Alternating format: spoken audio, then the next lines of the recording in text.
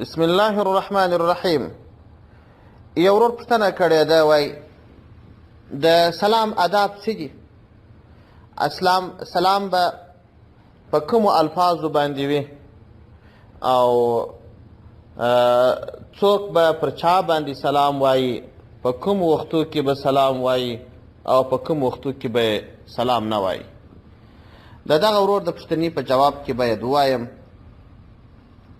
چې سلام ویل دا د مسلمان پر مسلمان حق دی، ځکه پیغمبر صلی الله علیه وسلم فرمایي حق المسلم على المسلم خمس: رد السلام وعيادة المريض واتباع الجنائز وإجابة الدعوة وتشميت العاطس. د مسلمان پر مسلمان 5 حقونه دي. اول حق ادا دی چې د سلام جواب به ورکوي او که ناروغه سي پوښتنه به ورباندې کوي، که وفات سي په جنازه کې به یې ګډون کوي، که د میلمه کې میلمستیا به یې قبلوي، او که وترې چې یرحمک الله به ورته وایه.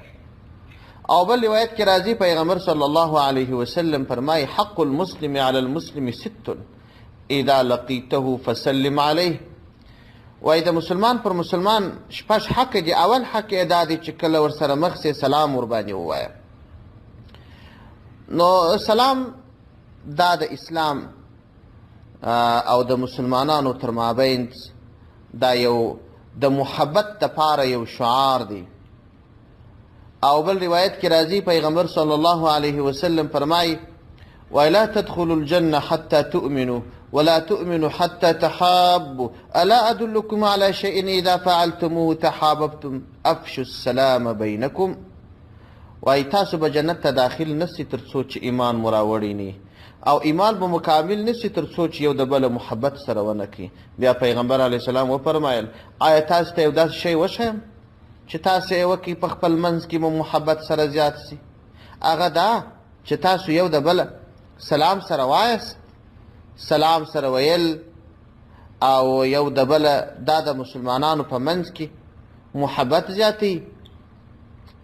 خو په هر صورت د سلام الفاظ دا دي چې مسلمان به چې کله سلام وایي مستحبه طریقه دا ده چې ووایي السلام علیکم ورحمة الله وبرکاته. دا کامل سلام دی. او لږه اندازه یې دا ده چې ووایي السلام علیکم.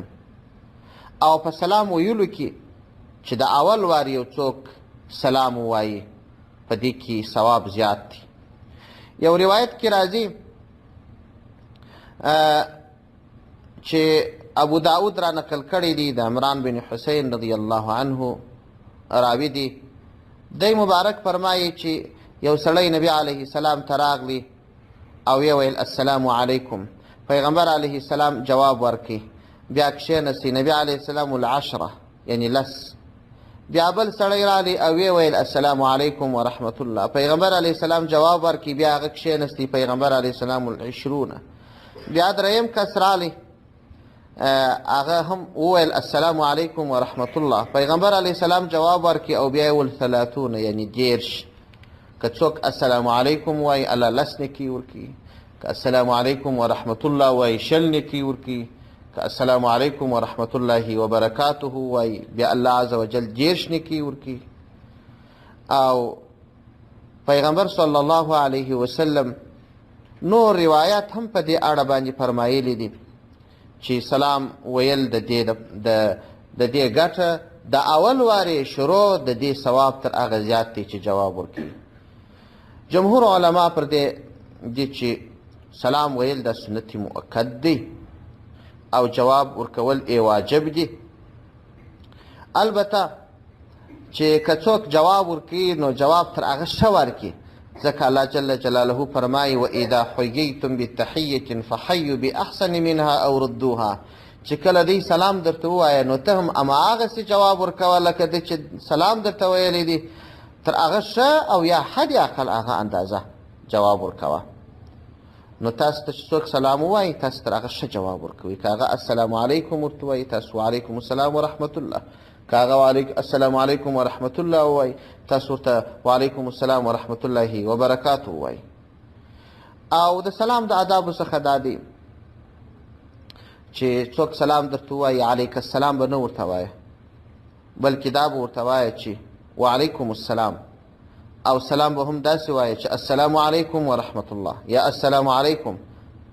او د سلام د آدابو څخه یو ادب دا دی چې ماشوم به یې پر لوی وایي او ولاړ به یې پر ناست باندې وایي، او را روان کس چې دی هغه به یې پر هغه چا باندې وایي چې هغه ولاړ وي. دا د سلام د آدابو څخه دی. او لږ کسان به یې پر ډیرو باندې وایي. د راتلو په وخت کې به هم سلام وایي، د جلا کېدو په وخت به هم سلام وایي.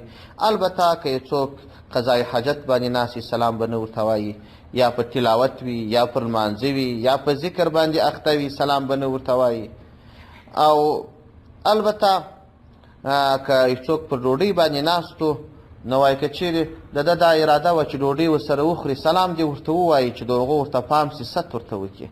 او که اراده نه وه سلام دې نه وایي، هغوی دې په خپل آرام ډوډۍ وخوري او کونج ته دې کښېني. والسلام علیکم ورحمة الله وبرکاته.